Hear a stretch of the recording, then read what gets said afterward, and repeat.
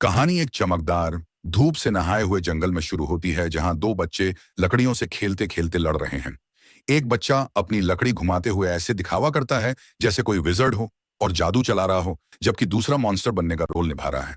खेल जरा ज्यादा ही असली हो जाता है जब पहला बच्चा अपने दोस्त के सिर पर जोर से मार देता है। घायल बच्चा चिल्लाते हुए शिकायत करता है कि मॉन्स्टर्स तो हमेशा हारने के लिए ही होते हैं, जिस पर उसका दोस्त हंस पड़ता है और कहता है कि अब वो विजर्ड बनेगा। लंबी सफेद दाढ़ी वाला एक बूढ़ा आदमी, ग्रैंडपा रॉबर्ट्स, उनके पास आता है और उनकी सुबह की ऊर्जा पर हंसते हुए टिप्पणी करता है। बच्चे उससे पूछते हैं कि असली विजर्ड बनने के लिए उन्हें क्या करना होगा। रोबोस बेरहमी से उनके सपनों को तोड़ देता है, समझाते हुए कि विजर्ड्स इंसानों की सबसे ऊंची श्रेणी होते हैं, जो नोबल्स और नाइट्स की तरह समाज पर राज करते हैं। वह बताता है कि मैजिक एक रहस्यमयी शक्ति है जो एलीट पूर्वजों से विरासत में मिलती है, इसलिए आम लोगों जैसे उनके लिए कोई मौका नहीं है। पास का एक विलेजर यह सुनकर बूढ़े को डांटता है कि वो बच्चों की उम्मीदें क्यों तोड़ रहा है। बातचीत जल्दी ही एक डरावनी अफवाह पर आ जाती है और रोबस पुष्टि करता है कि एक भयानक मॉन्स्टर दिखाई दिया है। रॉब नाम के एक आदमी ने पिछली रात गांव के प्रवेश द्वार पर उस बीस्ट को देखा था। उसे एक विशाल तेंदुए के रूप में बताया जाता है, जो पूरे घर जितना बड़ा है और पूरी तरह काली परछाई से ढका हुआ है। रोबोस घबराए हुए विलेजर को शांत करते हुए कहता है कि विलेज चीफ पहले ही सिटी गया है, ताकि एक असली विजर्ड को किराए पर ला सके जो उस बीस्ट को मार दे। सबको जंगल से दूर रहने की चेतावनी देने के बाद रोबस मन ही मन सोचता है कि बिना मैजिक के मॉन्स्टर से लड़ना सीधा आत्महत्या है। फिर उसे एहसास होता है कि कोई अकेला व्यक्ति शायद इस खतरे के बारे में नहीं जानता। हिस्सेरल हिल पर रहने वाला अकेला शेपर्ड। दृश्य एक शांत हरे भरे चरागाह पर कट होता है, जहां एक छोटा सा बार्न है और भेड़ों का झुंड चल रहा है। घास पर लेटा हुआ है ट्रान, वह युवा शेपर्ड। आसमान की ओर देखते हुए वह कराहता है कि उसकी जिंदगी कितनी ज्यादा बोरिंग है, हर दिन वही नजारा देखना। वह मजाक में कहता है कि शायद वो बोलना ही भूल जाएगा।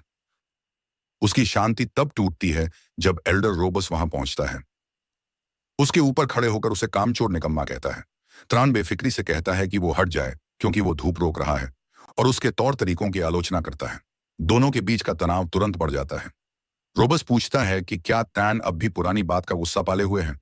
ट्रान ठंडे स्वर में उसे याद दिलाता है कि जब उसकी मां मरी थी, तब रोबस चुपके से उनकी भेड़ों को साझा गांव की संपत्ति बनाने के लिए चुराने आया था। ट्रान कहता है कि जो कहना है कहकर दफा हो जाओ, जिससे रोबस का गुस्सा फूट पड़ता है। खुद को संभालते हुए रोबस घर जितने बड़े तेंदुए की डरावनी खबर देता है। वह ट्रान के बेखौफ रवैये पर सवाल उठाता है, चेतावनी देता है कि एक विजर्ड को बुलाया गया है और खुले पहाड़ पर उसे बहुत सावधान रहना चाहिए। जब रोबस कहता है कि वह ट्रान की चिंता में आया है, तो ट्रान मुस्कुराकर कहता है कि सच मान लो, तुम्हें सिर्फ भेड़ों की फिक्र है। ट्रान आखिरी ताना मारता है कि उसकी सांस इतनी बदबूदार है कि नाक सड़ जाए। रोबस के जाने के बाद ट्रान मॉन्स्टर के बारे में सोचता है। जानता है कि वे बीस्ट्स हैं जो इंसानी विजर्ड्स की तरह मैजिकल पावर चलाते हैं। वह असल में पहली बार किसी असली विजर्ड को सामने से देखने के ख्याल से उत्साहित है, लेकिन उसे शक है कि बैकवाटर विलेज चीफ सच में किसी ताकतवर को बुला पाएगा। चलते चलते ट्रान अचानक रुक जाता है। हवा में उसे खून की तेज गंध आती है। वह उस गंध का पीछा करते हुए अंधेरे जंगल में जाता है और उसकी आंखें सदमे से फैल जाती हैं। सामने जमीन पर एक विशाल भयानक मॉन्स्टर का पंजा भारी होकर टिका हुआ है। ट्रान समझ जाता है कि खून का स्रोत राबुस है, वही आदमी जिसने अभी उसे सावधान रहने को कहा था। खौफनाक दृश्य को देखते हुए ट्रान नोट करता है कि इतने बड़े घाव सिर्फ उसी मॉन्स्टर ने दिए होंगे। गांव की झूठी उम्मीद। कहानी थोड़ी देर के लिए गांव में एक डरे हुए बच्चे पर कट होती है, जो एक बड़े के साथ खाना खा रहा है। बच्चा पूछता है, क्या सच में बड़े लोग उस बीस्ट को नहीं हरा सकते। आदमी पुष्टि करता है कि मॉन्स्टर पागलों की तरह ताकतवर है, और अगर कोई आम इंसान उससे लड़े तो उनकी हड्डियां तक नहीं बचेंगी। वह रोते हुए बच्चे को यह कहकर शांत करता है कि बुलाया गया विजर्ड उन्हें बचा लेगा। वह विजर्ड्स की एक मिथक जैसी छवि बनाता है। कहता है कि वे महान जादुई अस्तित्व हैं जो सिर्फ एक शब्द बोलकर मॉन्स्टर्स को सजा दे सकते हैं और मार सकते हैं। वापस अंधेरे जंगल में ट्रैन बिल्कुल अकेला खड़ा है उस विशाल शैडो बीस्ट के सामने। वह उसे रुकने का आदेश देता है, लेकिन क्रीचर उसे पूरी तरह नजरअंदाज कर देता है। समझकर कि शब्द उस पर काम नहीं करेंगे, ट्रान आह भरता है और तय करता है कि एक शेपर्ड को वही करना चाहिए जो एक शेपर्ड करता है। वह अपनी लकड़ी की छड़ी कसकर पकड़ता है और माहौल अचानक बदल जाता है, शक्ति के चौंका देने वाले प्रदर्शन के साथ। ट्रान असली मैजिक का झप शुरू करता है। वह अपने हथियारों को आदेश देता है कि वह भेदे, तेज हो जाए और कठोर बन जाए। पैनल्स जबरदस्त ऊर्जा से फट पड़ते हैं जब ट्रन तेज रफ्तार वाला विनाशकारी मैजिकल हमला सीधे बीस्ट पर छोड़ता है। अपनी घातक वार पर ध्यान केंद्रित करते हुए ट्रान शांत स्वर में कहता है कि वह सीधे सिर को निशाना बना रहा है, और यह पहली बार है जब वह यह मैजिक किसी मॉन्स्टर पर इस्तेमाल कर रहा है। मॉन्स्टर का विशाल और भयानक सिर पूरी तरह उड़ जाता है। उसका दैत्याकार शरीर मिट्टी में ढेर हो जाता है। ट्रान विजयी खड़ा है। उसका चेहरा और कपड़े पूरी तरह खून से सने हुए हैं। अपनी जबरदस्त ताकत का जश्न मनाने के बजाय वह चिढ़ा हुआ दिखता है। सोचता है कि क्या उसे इस विशाल लाश को घाटी में घसीटना पड़ेगा, बड़बड़ाते हुए कि गांव के कमीने सच में उससे काम करवा लेते हैं। वह वहीं खड़ा होता है और उसका मन 8 साल पहले की याद में चला जाता है, जब वह सिर्फ 10 साल का था। वही दिन था जब उसे पहली बार एहसास हुआ कि उसके पास खास शक्तियां हैं। फ्लैशबैक में युवा ट्रान खुशी से आग और हवा के मैजिक से विशाल लकड़ी के लट्ठों को हवा में उड़ाता दिखता है। लेकिन उसकी मां गर्वित नहीं थी। वह उस पर चिल्लाई कि तुरंत बंद करो। ट्रान को याद है कि यह पहली और आखिरी बार था जब उसकी मां सच में उस पर गुस्सा हुई थी। उसने उसे बैठाकर एक गंभीर वादा करवाया, उसे कभी भी अपनी शक्ति दूसरों के सामने इस्तेमाल नहीं करनी है। दोस्तों, आपसे एक सवाल है। अगर आपको अचानक ओवरपावर्ड मैजिक मिल जाए, क्या आप उसे 8 साल तक छिपा सकते हो? कमेंट में बताना। विजर्ड्स की क्रूर सच्चाई। उसकी मां फिर उसे उनके दुनिया की अंधेरी सच्चाई बताती है। वह कहती है कि भले ही सभी मैजिक यूजर्स को विजर्ड कहा जाता है, लेकिन नोबल्स और नाइट्स में बहुत बड़ा फर्क है। नोबल्स दिव्य प्राणियों फ्रेयंस की शुद्ध संतानें हैं, जो मानवता को बचाने के लिए उतरे थे। दूसरी ओर नाइटस नोबलस की संतानें हैं, जिनका खून आम इंसानों के साथ मिल गया। ट्रान ने अपनी मैजिक अपने पिता से विरासत में पाई थी, जो एक नाइट थे। उसकी मां उसे चेतावनी देती है कि उनके शान टाउन के बाहर दुष्ट नोबल्स नाइट्स को गुलाम और कुत्तों की तरह रखते हैं। वह समझाती है कि एक नोबल एक दिन किसी नाइट को परिवार की तरह रख सकता है, लेकिन जरूरत पड़ते ही उसे बेच देगा या बलि चढ़ा देगा। वह छोटे ट्रान से कहती है कि अगर किसी को, खासकर दूसरे विजार्ड्स को, उसकी शक्तियों के बारे में पता चला तो वे उसे उससे अलग कर देंगे और एक इस्तेमाल करके फेंक देने वाला हथियार बना देंगे। वह उसे एक सिहरन भरी चेतावनी भी देती है कि अपना राज्य सुरक्षित रखने के लिए शायद उसे लोगों को मारना भी पड़े। वर्तमान में वापस त्रान पुष्टि करता है कि उसने यह वादा पूरे 8 साल निभाया है। उसे खुद को उजागर करने या अपने पहाड़ को छोड़ने की कोई इच्छा नहीं है। लेकिन उसकी शांत जिंदगी दरवाजे पर जोरदार धमाकों से टूट जाती है। गुस्से से भरे विलेजर्स का एक झुंड आ पहुंचा है। उसे बाहर आने के लिए चिल्ला रहा है। वे तुरंत ट्रान पर आरोप लगाते हैं कि उसने एल्डर रोबस को घायल किया और बूढ़े आदमी को मॉन्स्टर्स के आगे फेंक दिया ताकि वे उसे खा जाएं। ट्रान तुरंत उनकी कायराना योजना समझ जाता है। गांव का सबसे बुजुर्ग आदमी अकेले मर गया क्योंकि जवान लोग मॉन्स्टर से लड़ने जाने से बहुत डरे हुए थे। अब वे अपनी कायरता का दोष हटाने के लिए ट्रान को बलि का बकरा बना रहे हैं। सच कहें तो इन विलेजर्स की बेशर्मी हद से ज्यादा है। अगर पूरा गांव आपको किसी ऐसी चीज के लिए फंसाने की कोशिश करे जो आपने की ही नहीं, आज नहीं, तो आप क्या करेंगे? बहस करने के बजाय ट्रान समझता है कि मैजिक कितना सुविधाजनक है। उसे जीतने के लिए कोई बड़ी आग लगाने की जरूरत नहीं। बस एक मजबूत इच्छा और थोड़ा सा माना इस्तेमाल करके वह एक हल्का सा स्पेल डालता है, जिससे विलेजर्स ठोकर खाकर गिर पड़ते हैं। वह अपनी शक्ति को पूरी तरह नियंत्रित करता है ताकि यह साफ न दिखे कि वह मैजिक इस्तेमाल कर रहा है। बस इतना नुकसान करता है कि उन्हें पीट सके, लेकिन मारे नहीं। वह तय करता है कि उन्हें अच्छी तरह सबक सिखा दे ताकि वे उसे परेशान करना बंद करें, लेकिन जिंदा भी रखे ताकि बाद में उनसे व्यापार कर सके। जैसे ही वह विलेजर्स से निपटता है, दरवाजे पर फिर एक भारी दस्तक होती है। ट्रान सोचता है कि वे बेवकूफ फिर आ गए, लेकिन दरवाजा खोलते ही उसे एक रहस्यमय ट्रैवलर दिखता है, जिसके पास एक तलवार है। ट्रैवलर दखल देने के लिए माफी मांगता है और एक INN के बारे में पूछता है। चूंकि टाउन बहुत छोटा है और यहाँ शायद ही कोई पर्यटक आता है, ट्रान उसे अंदर बुला लेता है और उसके साथ बड़ा सा भोजन साझा करता है। खाने के दौरान ट्रैवलर बताता है कि एक देहाती शेपर्ड के लिए, जिसने कभी हिल नहीं छोड़ी, ट्रान के मैनर्स बेहद अच्छे हैं। ट्रान धीरे से समझाता है कि उसकी मां ने उसे अच्छे संस्कार दिए थे, कुछ साल पहले बीमारी से मरने से पहले। लेकिन माहौल अचानक बदल जाता है। ट्रैवलर बताता है कि वह इस कंट्री टाउन में क्यों आया है। उसे एक मॉन्स्टर पूमा को खत्म करने के लिए हायर किया गया है। ट्रान की आंखों में देखते हुए ट्रैवलर घोषणा करता है कि वही विलेज एल्डर द्वारा बुलाया गया विजर्ड है। ट्रान शांत बना रहता है, लेकिन विजर्ड पहले से ही शक में है। वह कहता है कि उसे इस इलाके में मॉन्स्टर की मौजूदगी महसूस हो रही है, लेकिन वह उसे देख नहीं पा रहा। और उसे यह बेहद अजीब लगता है कि ट्रान मॉन्स्टर के बारे में जानता है, फिर भी डरकर भागने के बजाय पूरी तरह शांत है। विजर्ड युवा शेपर्ड को घूरता है और पूछता है कि ट्रान असल में कौन है, क्योंकि एक साधारण गांव के लड़के के लिए वह बहुत बहादुर है। इस वक्त तनाव सच में चरम पर है। ट्रैन और ट्रैवलिंग विजर्ड क्योर्न आमने सामने खड़े हैं। ट्रैन का दिमाग तुरंत अंधेरे ख्यालों में चला जाता है। वह गंभीरता से सोचता है कि क्या अपनी विजर्ड वाली पहचान बचाने के लिए उसे इस आदमी को मारना पड़ेगा। तब कियोरान भारी खामोशी तोड़ देता है। वह रैन से माफी मांगता है, मानता है कि उसने बस एक खराब मजाक किया और छेड़छाड़ छेड़छाड़ ज्यादा कर दी। कियोरन खुद को एक वॉन्डरर के रूप में परिचित कराता है। ट्रान खुद को 18 साल का शेपर्ड बताता है।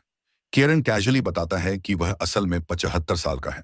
वह समझाता है कि विजर्ड्स आम लोगों से बहुत धीमे बूढ़े होते हैं और ज्यादा लंबा जीते हैं, इसलिए वह इतना जवान दिखता है। केरन खुलासा करता है कि उसने 60 साल तक ताकतवर अरेबियन फैमिली की सेवा की, फिर अपने जीवन के बाद के वर्षों में दुनिया घूमने के लिए निकल गया। दोनों पूरी रात बातें करते रहते हैं। ट्रान सच में हैरान है कि बातचीत कितनी सहज और सुखद है। उसे एहसास होता है कि कियो जॉन सच में एक अच्छा इंसान है, जिससे ट्रान का यह पुराना विश्वास टूट जाता है कि सभी नाइट्स बस घमंडी नोबल्स द्वारा इस्तेमाल किए जाने वाले भावनाहीन शिकारी कुत्ते होते हैं। सुबह होने पर कौन खाने का भुगतान करने के लिए एक अरेबियन सिल्वर कॉइन छोड़ता है और मॉन्स्टर का शिकार करने निकल जाता है, वादा करते हुए कि शायद फिर आएगा। घने जंगल में कौन आसानी से लड़ाई के निशान ढूंढ लेता है, लेकिन मॉन्स्टर की मौजूदगी पूरी तरह गायब है।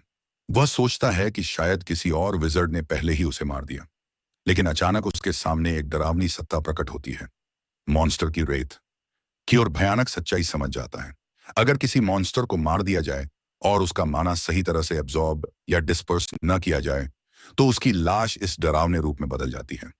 वह तुरंत समझ जाता है कि जिसने भी उस तेंदुए को मारा था वह बेहद शक्तिशाली था, क्योंकि कोई नोविस नाइट तो शुरुआत में ही ऐसा मॉन्स्टर है हरा नहीं सकता। रेत इतनी आक्रामक और ताकतवर है कि वह तुरंत कॉर्न की मैजिक को नलिफाई कर देती है, दिखाती है कि उसका माना उससे कहीं ज्यादा श्रेष्ठ है। कॉर्न पूरी तरह घिर जाता है। वह स्वीकार करता है कि यह खतरा सिर्फ नोबल लेवल विजार्ड ही संभाल सकता है, लेकिन बिना लड़े चुपचाप मरने से इनकार कर देता है। वह अपनी बची हुई हर बूंद मैना को हाथ में इकट्ठा करता है, एक आखिरी बार के लिए। लेकिन जैसे ही रेत जानलेवा हमला करने के लिए झपटती है, ट्रॉन अचानक कहीं से प्रकट होता है और अपनी साधारण लकड़ी की स्टाफ से उस भयानक वार को रोक देता है। कॉर्न स्तब्ध रह जाता है जब उसे पता चलता है कि यह युवा शेपर्ड असल में एक विजर्ड है। वह पूछता है कि ट्रैन ने उसे मरने के लिए क्यों नहीं छोड़ दिया, खासकर जब उसकी काबिलियत वाला विजार्ड कहीं भी आराम से रह सकता है और ढेर सारा पैसा कमा सकता है। केरन दृढ़ता से मानता है कि विजर्ड्स को अपनी ईश्वर प्रदत्त शक्ति का उपयोग कमजोर कॉमनर्स की रक्षा के लिए करना चाहिए। हालांकि वह मानता है कि हर कोई ऐसा नहीं सोचता। घबराकर कियोर त्रान को चेतावनी देता है कि यह मॉन्स्टर उनकी क्षमता से बहुत बाहर है और उसे गांव भागकर लोगों को निकालने में मदद करने को कहता है, जबकि वह खुद बलिदान देकर समय खरीदेगा। लेकिन ट्रान पूरी तरह शांत रहता है। वह कैजुअली कहता है कि अगर उसका पिछला हमला अभी लगता तो शायद वह बिल्कुल ठीक रहता। कौन का दिमाग हिल जाता है, समझते हुए कि ट्रान का पिछला वार उसकी पूरी ताकत का एक छोटा हिस्सा भी नहीं था। क्यों हैरानी से देखता है, समझते हुए कि दूर पहाड़ों में छिपा यह युवा नाइट शायद एक ऐसी दास्तान की शुरुआत है जो पूरी दुनिया उलट देगी। ट्रन आगे बढ़ता है, विश्वास से कहता है कि वह अपनी सीमाएं भी परखना चाहता है। कौन घबराकर चिल्लाता है कि वह ऐसा नहीं होने देगा, चेतावनी देता है कि रेत बहुत ज्यादा ताकतवर है और उन्हें मिलकर लड़ना चाहिए। लेकिन कोर एक कड़वी सच्चाई समझ जाता है, वह तो मॉन्स्टर के पिछले हमले पर प्रतिक्रिया भी नहीं दे पाया। सान आरा तैपा ऐसे, यानी वह सिर्फ रास्ते में आएगा। लड़ने के बजाय कोर तय करता है कि अब उसका एकमात्र काम ट्रैन की विशाल प्रतिभा को खिलने में मदद करना है। ट्रैन रेत पर हमला करने की कोशिश करता है, लेकिन उसके फिजिकल अटैक्स का कोई असर नहीं होता। कुरान चिल्लाता है कि रेत को फिजिकल स्ट्राइक्स से नहीं मारा जा सकता और उसे फायर या लाइटनिंग इस्तेमाल करने को कहता है। केरन पूरी तरह हैरान है, समझते हुए कि ट्रैन को तो विजर्ड की सबसे बुनियादी कॉमन सेंस भी नहीं पता, जैसे किसी जीवित प्राणी पर मैजिक लागू करने के लिए कॉजैलिटी स्थापित करना। वह समझ जाता है कि पहले मॉन्स्टर को मारने वाला ट्रैन ही था, जिसने कभी अपनी जिंदगी में माना एब्जॉर्ब नहीं किया, इसलिए वह रेत बन गया। एक तरह से मेंटर बनते हुए क्योन ट्रान पर चिल्लाता है कि आग बनाओ और उसे दागो। क्योर जानता है कि विजर्ड के लिए आग बनाना आसान है, लेकिन उसे नियंत्रित करना अलग और कठिन ट्रेनिंग मांगता है। लेकिन कौन के पूर्ण सदमे के लिए ट्रेन तुरंत एक विशाल आग का विस्फोट पैदा करता है और उसे नियंत्रित भी करता है। ट्रैन रेत पर हमला करता है और कौन उसे कहता है कि ध्यान केंद्रित रखो और लगातार माना डालते रहो ताकि आग बुझ न जाए। वह कहता है कि उसे रेत का हर अंश जला देना होगा। हरे शोलों के विशाल विस्फोट में रेत पूरी तरह नष्ट हो जाती है। कियोर स्तब्ध रह जाता है, समझते हुए कि इस पहाड़ी शेपर्ड ने अकेले ही एक बेहिसाब ताकतवर रेत को हरा दिया, जिसे हराने के लिए नोबल क्लास की शक्ति चाहिए। यह सुनिश्चित करने के लिए कि मॉन्स्टर वापस ना आए, काटरन को उसका माना एब्जॉर्ब करना सिखाता है। कहता है कि कल्पना करो कि तुम उसकी ऊर्जा को अपने अंदर खींच रहे हो। वह यह भी बताता है कि यह किसी अजीब से सुख जैसा महसूस होगा। क्या आपने कभी गेम में लेवल अप करके तुरंत स्टैट बूस्ट महसूस किया है? बिल्कुल वैसा ही अभी ट्रान ने अनुभव किया। लड़ाई के बाद कियोर का पूरा रवैया बदल जाता है। यह समझते ही कि ट्रान की जन्मजात क्षमता बिल्कुल अलग ही स्तर की है। कियोर औपचारिक रूप से झुककर अपनी पिछली बदतमीजी के लिए माफी मांगता है। वह सम्मान से पूछता है कि ट्रान किस नोबल हाउस से है। ट्रान असहज हो जाता है और जिद करता है कि वह बस एक शेपर्ड है, जो अपने पिता को भी नहीं जानता। वह बताता है कि अपनी पहचान छिपाना उसकी मां की आखिरी इच्छा थी। उसने चेतावनी दी थी कि अगर नोबल्स को पता चला कि वह विजर्ड है, तो वे उसे इस्तेमाल करके फेंक देंगे। कियोर मानता है कि उसकी मां सच में समझदार थी। वह 20 साल पहले हुए एक बड़े युद्ध के बारे में बताता है, जो महान हाउस ऑफ जहार और हाउस ऑफ अरेबियन के बीच हुआ था, जिसकी सेवा कोर करता था। कियोर एक दुखद अतीत खोलता है। लगभग 3000 अरेबियन नाइट्स में से 900 से ज्यादा मारे गए। उसने अपने दोस्त डेनवर, अपने गुरु हार्टमैन और सबसे दुखद रूप से अपनी पत्नी और बेटे को खो दिया। वे सभी हाउस सहार द्वारा मार दिए गए। जहा और कियोर अपने परिवार का अकेला जीवित सदस्य रह गया। यह दिल तोड़ देने वाला पल साबित करता है कि ट्रैन की मां कितनी सही थी। एक नाइट की जिंदगी कितनी आसानी से मिट सकती है। हालांकि क्योर्न एक बात पर कहता है कि वह गलत थी, ट्रान की एप्टीट्यूड। कौन खुद को एक बेहद कुशल नाइट मानता है। फिर भी ट्रान ने उस मॉन्स्टर को आसानी से नष्ट कर दिया जिसे वह खरोंच भी नहीं सकता था। कोर घोषित करता है कि ताकत के मामले में ट्रैन कम से कम अपर टीयर नोबल के स्तर का है। वह समझाता है कि कभी कभी नाइट माता पिता से नोबल क्लास का बच्चा जन्म ले लेता है। कुरान फिर ट्रान से पूछता है कि क्या उसके पास कोई खास क्षमता है जो मैजिक के बिना काम करती हो, क्योंकि ब्लड लाइन एबिलिटीज ही नोबल्स और नाइट्स में फर्क करती हैं। ट्रान कैजुअली बताता है कि उसकी सूंघने की क्षमता बहुत तेज है और वह पत्थर फेंकने में बहुत अच्छा है। काउर जम्स आ जाता है। थ्रोइंग वेपन्स अरेबियन ट्रेट है और असाधारण सूंघने की क्षमता एक खास ब्लड लाइन एबिलिटी है। आखिरी चौंका देने वाले पैनल्स में कियोर समझ जाता है कि ट्रान की क्षमताएं किस हाउस से मिलती हैं। वह महान हाउस है जिसे पशुअर्स या हंटर्स कहा जाता है। ट्रान की ब्लड लाइन हाउस जहार से जुड़ी है, वही हाउस जिसने हाउस अरेबियन से युद्ध किया था। ट्रान हाउस सहार से संबंधित है, वही नोबल फैमिली जिसने काउर के परिवार का कत्लेआम किया था। ट्रान स्तब्ध रह जाता है। वह मुश्किल से निगलता है, सोचता है उसे क्या कहना चाहिए या क्या माफी मांगनी चाहिए। लेकिन साथ ही उसे अजीब लगता है उन रिश्तेदारों के कर्मों के लिए माफी मांगना जिन्हें वह कभी मिला भी नहीं। कियोतान को घबराते देखता है और तुरंत कहता है कि इतना परेशान चेहरा बनाना बंद करो। कौन साबित करता है कि वह कितना महान इंसान है।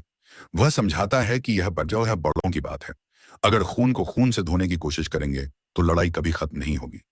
चाउर तो यह उम्मीद भी करता है कि क्योंकि ट्रान का दिल इतना अच्छा है, अगर वह कभी जहर फैमिली में शामिल होकर ऊंचे पद पर पहुंचे तो शायद वही अगला भयानक युद्ध रोक सके। ट्रान फैसला करता है कि वह आखिरकार पहाड़ छोड़ देगा, लेकिन पहले काउर को ठीक होने में मदद करेगा। इंतजार करते हुए क्योर मेंटोर की तरह रैन को मैजिक की बुनियादी बातें सिखाता है। वह बताता है कि मैजिक इस्तेमाल करने के लिए माना चाहिए, जिसे ओमनिपोटेंस की कहा जाता है। काउर मैजिक की कठिनाई को 3 मुख्य नियमों में बांटता है: ब्लड लाइन, एफिनिटी, क्रिएटिव और कॉज़ैलिटी। ब्लड लाइन वह शक्ति है जिसके साथ तुम पैदा हुए हो, जिससे कुछ नोबलस स्वाभाविक रूप से घाव भर सकते हैं। अफिनिटी का मतलब है कि जो चीज तुम पहले से जानते हो उसे करना आसान होता है। इसलिए ट्रैन के लिए फायरबॉल फेंकना आसान था, क्योंकि वह पत्थर फेंकने का आदी है। लेकिन कॉज़ैलिटी सबसे महत्वपूर्ण है।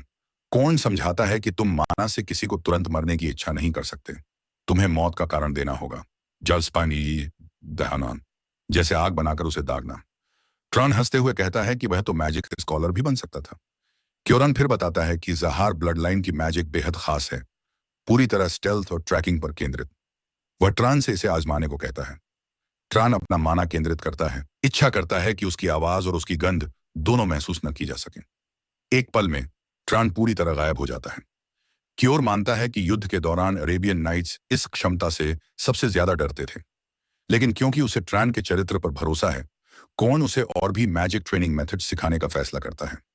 आखिरकार जाने का समय आता है। ट्रान गांव जाता है और कायर विलेज चीफ पर दबाव डालता है, उसे मजबूर करता है कि वह भेड़ों को सही कीमत पर खरीदे। वरना ट्रान उन्हें जंगल में छोड़ देगा। विलेज चीफ डर के मारे तुरंत मान जाता है। पैसा सुरक्षित करने के बाद ट्रेन और कॉर्न एक शांत और सम्मानजनक विदाई साझा करते हैं। जैसे ही कॉर्न दूर जाता है, नरेशन एक दर्दनाक सच्चाई बताती है। भले ही ट्रान की मां प्यार करने वाली थी, बुले हमेशा मन ही मन एक पिता जैसी शख्सियत चाहता था। उसे एहसास होता है कि कॉर्न की संगति उसे इसलिए इतनी अच्छी लगी क्योंकि वही वह इंसान था जैसा ट्रान बनना चाहता था। कहानी कट होती है ट्रेन पर, जो एक विशाल सूने वास्टलैंड में अकेला चल रहा है। वह रास्ते में आराम कर रहे कुछ आदमियों को देखता है और सोचता है कि वे ट्रैवलिंग मर्चेंट्स होंगे। ट्रॉन विनम्रता से उनके पास जाकर नियरेस्ट सिटी का रास्ता पूछता है। वे दिशा बता देते हैं, लेकिन जैसे ही ट्रेन मुड़कर जाने लगता है, माहौल बदल जाता है। वे उसका रास्ता रोक लेते हैं और उसके बैग्स सौंपने और क्लोक उतारने को कहते हैं। वे खुद को निर्दयी बैंडिट्स बताते हैं, कैजुअली कहते हैं कि यह वेस्टलैंड है जहां किसी की मौत पर कोई परवाह नहीं करेगा। वे उसे वहीं मारने की धमकी देते हैं ताकि उसका सामान ले सकें। लेकिन ट्रान घबराता नहीं। वह बस उन आदमियों को देखता है जो पैसों के लिए मासूमों को मारते हैं। डरने के बजाय उसकी आंखों में अंधेरा सा भाव आ जाता है और वह शांत स्वर में कहता है कि उसे इन्हें प्रैक्टिस के लिए इस्तेमाल करना पड़ेगा। बैंडिट्स शोर से हंस पड़ते हैं, उसे पागल कहते हैं और विजर्ड बनने का नाटक करने पर मजाक उड़ाते हैं। लेकिन वे एक भयानक सबक सीखने वाले हैं। ट्रान अपना वाटर फ्लास्क निकालता है और मैजिक से पानी को रेजर शार्प आइस डार्ट का रूप देता है। उसे एहसास होता है कि अचानक विशाल विंडस्टॉर्म बनाना बहुत ज्यादा माना लेता है, लेकिन अगर वह हवा को सीधे हाथ में आकार देकर एम्पलीफाई करे तो यह बेहद एफिशिएंट है। एक विस्फोटक हरकत के साथ वह कॉन्सेंट्रेटेड विंड से आइस डॉट दागता है। एक ही पल में वह एक बैंडिट को पूरी तरह खत्म कर देता है। ट्रान बिना किसी भाव के खड़ा रहता है, कहता है कि ईमानदारी से स्लिंग से पत्थर फेंकना थोड़ा तेज और मजबूत लगता है।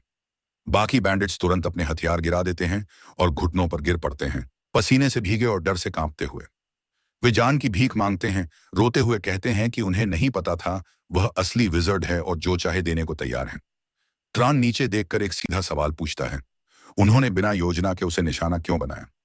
डरा हुआ बैंडिट कबूल करता है कि क्योंकि ट्रान ने पहले विनम्रता से झुककर उन्हें अभिवादन किया था, उन्होंने मान लिया कि वह बस एक कमजोर साधारण इंसान है।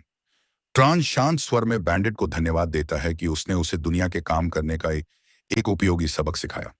बैंडिट घबराकर पूछता है कि क्या ट्रान उसकी जान बख्श देगा, लेकिन ट्रान के दिमाग में कियोर की सख्त चेतावनी गूंज उठती है। जॉन ने उसे साफ कहा था कि जो लोग मुनाफे के लिए हत्या करते हैं, ऐसे नीच लोगों पर कभी दया मत दिखाना। आज तरस खाकर छोड़ी गई एक जान कल 10 मासूमों की मौत बन सकती है। इस कड़वे सबक को दिल में बसाकर ट्रान बाकी बचे बैंडिट्स को खत्म कर देता है। इंसानी जान लेने पर उसे एक पल के लिए अपराध बोध होता है, लेकिन जब वह सोचता है कि उसने भविष्य के शिकारों को लूट और हत्या से बचा लिया, तो उसका मन शांत हो जाता है। वेस्टलैंड पार करने के बाद ट्रान आखिरकार मराई सिटी पहुंचता है। एक छोटे पहाड़ी गांव से आने वाला लड़का उस विशाल आर्किटेक्चर और भीड़ को देखकर पूरी तरह दंग रह जाता है। उसके लिए यह बिल्कुल नई दुनिया है। वह एक लोकल फल बेचने वाले से इयन का रास्ता पूछता है, लेकिन वह रूखेपन से कहता है कि अगर कुछ खरीदना नहीं है तो दफा हो जाओ। ट्रान जल्दी ही सिटी के अनकहे नियम समझ जाता है और उसे कुछ कॉइन्स उछाल देता है। वेंडर का रवैया तुरंत बदल जाता है और वह उसे टाउन के सबसे बड़े पब और इन की ओर इशारा कर देता है। चहल पहल भरे टैवर्न के अंदर ट्रान का स्वागत एक खूबसूरत और खुशमिजाज इन स्टाफ मेंबर लेना करती है। कमरा बुक करने के बाद ट्रान उससे पूछता है कि क्या आसपास किसी मॉन्स्टर पर बाउंटी है। वह समझाता है कि उसे पैसे कमाने और माना एब्जॉर्ब करने के लिए शिकार करना है। पूरे टैवर्न में सन्नाटा छा जाता है और मैदान नाम का एक मजबूत आदमी बीच में बोल पड़ता है। वह खुद को मॉन्स्टर हंटर बताता है और एक पागलपन भरी लोकल अफवाह के बारे में बताता है। सिटी के आम लोग मानते हैं कि अगर वे किसी मॉन्स्टर को मार दें तो वे जादुई रूप से विजार्ड बन जाएंगे। मदन और उसकी टीम इसी अफवाह के पीछे जानलेवा शिकार कर रही हैं। ट्रान की घिसी हुई स्लिंग देखकर मदन उसे भी हंटर समझता है और अपनी पार्टी में शामिल होने का न्योता देता है। ट्रान विनम्रता से मना कर देता है। वह जानता है कि वह पहले से ही नोबल क्लास विजर्ड है। उसे आम इंसानों के साथ टीम बनाने की कोई जरूरत नहीं। रात देर से ट्रान अपने रूम में छत घूरते हुए दिन की उथल पुथल को समझने की कोशिश कर रहा है। उसे कुरान की आखिरी सलाह याद आती है, सिटी अपने आप सुरक्षित नहीं होती, कभी गार्ड नीचे मत करो। अचानक दरवाजे पर हल्की दस्तक होती है। लेना धीरे से कमरे में आती है। मोहक मुस्कान के साथ वह कहती है कि उसे लगा कमरा ठंडा होगा, इसलिए वह उसे गर्म रखने आई है। ट्रान पूरी तरह चौंक कर बैठ जाता है। लेना सीधे कहती है कि थोड़े पैसों में वह जो चाहे करेगी। वह करीब झुकती है, लेकिन ट्रान का चेहरा बिल्कुल सपाट है। वह पूछता है, अगर मुझे कुछ भी नहीं चाहिए तो? उसे क्योन की सख्त चेतावनी याद आती है। इन स्टाफ मेंबर्स से सावधान रहो, कई बीमारियां फैलती हैं। पल भर की चाहत तुम्हें ऐसी गलती में फंसा सकती है जिसका पछतावा जीवन भर रहे। ट्रांस साफ मना कर देता है। लेना असहज होकर चली जाती है। ट्रांस समझता है कि सिटी कितनी ठंडी जगह है जहां हर चीज की कीमत है। अगले दिन ट्रांस सिटी हॉल जाता है बाउंटी लेने। एक घमंडी ऑफिशियल उसे नीचा दिखाता है, कहता है कि दुनिया दयालु नहीं होगी जब तक वह खुद को ताकतवर विजर्ड साबित न करे। ट्रान बिना कुछ कहे ब्लेड क्रो की ताजा लाश उसके डेस्क पर पटक देता है। ऑफिशियल के पसीने छूट जाते हैं। उसे विश्वास नहीं होता कि यह लड़का इतना खतरनाक मॉन्स्टर इंटैक्ट वापस ला सकता है बिना उसे रेत बनने दिए। उसे नहीं पता कि ट्रान 3 दिनों में 30 मॉन्स्टर्स मार चुका है। इनमें ट्रान सबसे महंगा खाना खा रहा है। लेना हैरान है कि उसने इतनी दौलत बना ली, लेकिन ट्रान जानता है पैसा बस बोनस है। असली मकसद माना एब्जॉर्ब करना है। वह महसूस करता है कि उसका माना कई गुना बढ़ चुका है, लेकिन उसने एक दीवार छू ली है। कमजोर मॉन्स्टर्स से अब ताकत नहीं बढ़ रही। तब मीदैन की टीम के 2 लोग आते हैं।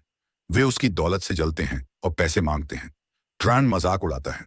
एक आदमी कुर्सी से हमला करता है, लेकिन ट्रान एक हाथ से रोक देता है और उसे लात मारकर गिरा देता है। लेना चिल्लाकर झगड़ा रोकती है। मीदान माफी मांगता है, कहता है वे पैसों की तंगी में है। ट्रान आश्चर्यजनक रूप से कॉइन्स की थैली रख देता है। कहता है यह उस सच्ची चिंता का बदला है जो मीदान ने उसके लिए दिखाई थी, लेकिन बदले में अगले सिटी की जानकारी मांगता है। कुछ दिनों बाद ट्रेन सिटी छोड़ देता है। जंगल में चलते हुए उसे खून की गंध आती है। वह दौड़ता है और एक भयावह दृश्य देखता है। मदन की टीम का सदस्य खून में पड़ा है। बगल में मदन खुद पड़ा है, टूटा हुआ, खून से लथपथ, बेजान। मदन मुश्किल से एक शब्द कह पाता है, रैबिट। अचानक परछाइयों से एक विशाल रैबिट मॉन्स्टर बिजली सी तेजी से हमला करता है। ट्रान बाल बाल बचता है। वह स्लिंग से वार करता है, लेकिन मॉन्स्टर पत्थर मोड़ देता है। ट्रान मैजिक से तेज हवा की धार बनाता है और एक ही वार में मॉन्स्टर को 2 टुकड़ों में काट देता है। जब वह उसका माना एब्जॉर्ब करता है, उसकी आंखें फैल जाती हैं। यह माना पहले चैप्टर के लेपर्ड से भी कहीं ज्यादा है। वह समझता है बाहर की दुनिया कितनी खतरनाक है। उसे मदन की बात याद आती है, महान सिटी ओरेम, जहां विशाल लाइब्रेरी है और सिर्फ विजर्ड्स को प्रवेश मिलता है। ज्ञान की जरूरत समझकर ट्रैन अगला पड़ाव तय करता है। वह चुपचाप मदन को विदाई देता है। लंबी यात्रा के बाद वह ओरुम पहुंचता है। गार्ड्स उसे गंदा भिखारी कहकर रोकते हैं। आखिरकार वह ग्रैंड लाइब्रेरी पहुंचता है, जादुई सी दिखने वाली विशाल इमारत।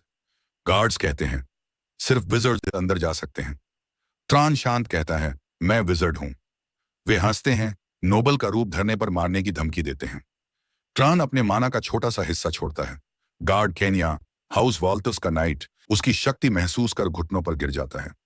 केनिया माफी मांगता है और कहता है कि लाइब्रेरी के लिए हाउस वाल्तास के मास्टर की अनुमति चाहिए।